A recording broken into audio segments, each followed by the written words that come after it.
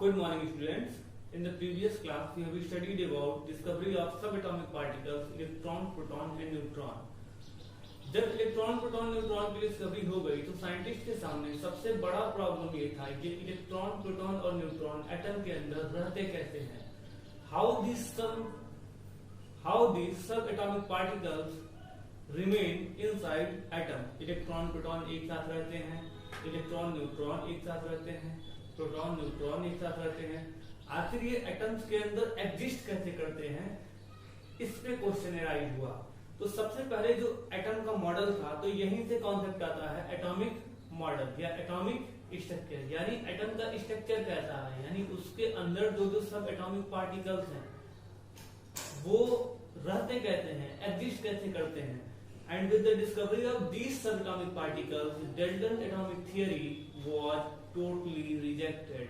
क्योंकि डाल्टन ने कहा था कि एटम तो छोटा कुछ नहीं है, एटम को फर्दर डिवाइड नहीं कर सकते.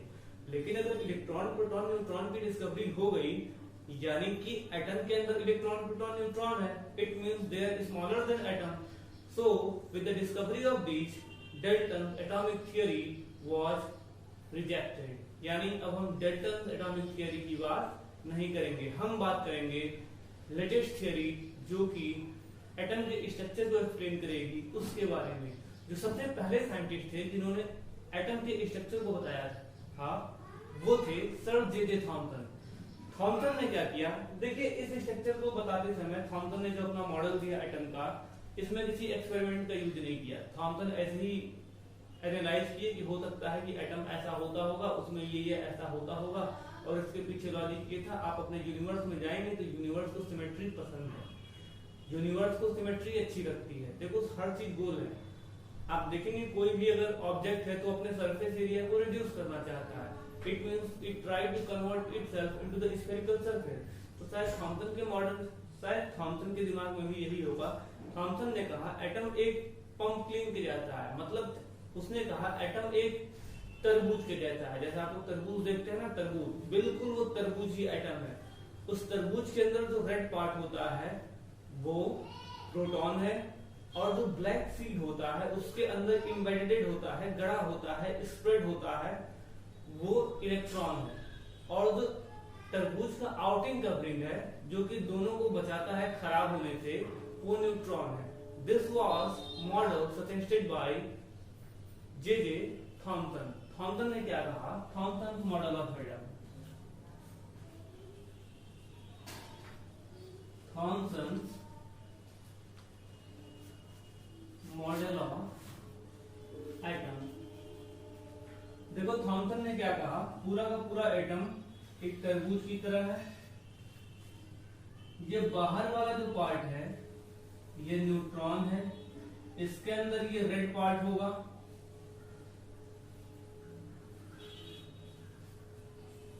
और रेड पार्ट में ब्लैक पार्ट इस तरीके से स्प्रेड होगा.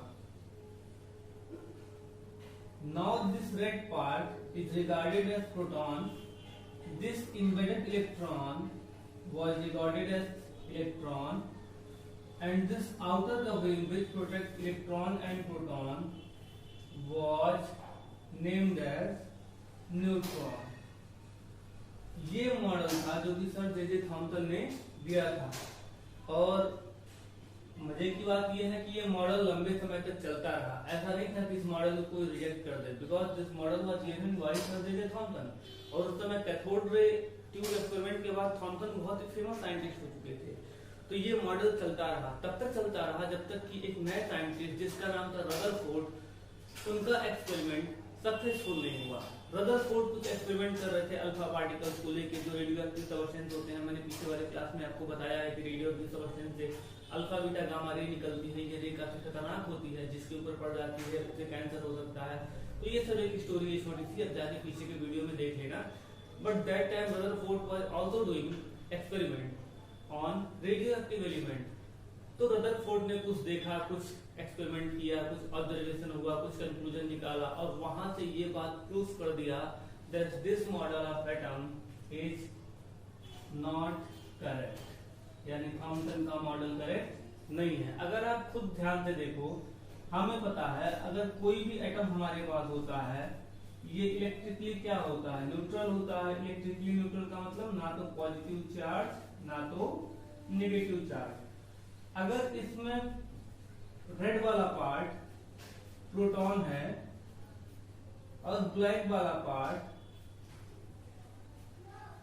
इलेक्ट्रॉन है, तो क्या ब्लैक वाले पार्ट के रिस्पेक्ट में रेड वाला पार्ट ज्यादा नहीं होगा? आप तरबूज को उठा लो, पूरे ब्लैक वाले पार्ट को निकाल के एक पास कर लो, जो बीज होता है उसको एक पास कर लो, पूरे रेड वाले पार्ट को निकाल के एक पास कर लो, आप देखोगे रेड वाला पार्ट ज्यादा है और ब्लैक वाला पार्ट कम है। तो ये कैसे पॉसिबल है कि एटम इलेक्ट्रिकली न्यूट्रल हो जाए? तो this was also the failure of Rutherford, this was also the failure of Thompson model of atom. Now in the next class we will discuss about experiment performed by Rutherford and atomic model suggested by him. For the time being, let's stop here. Thanks. Be happy.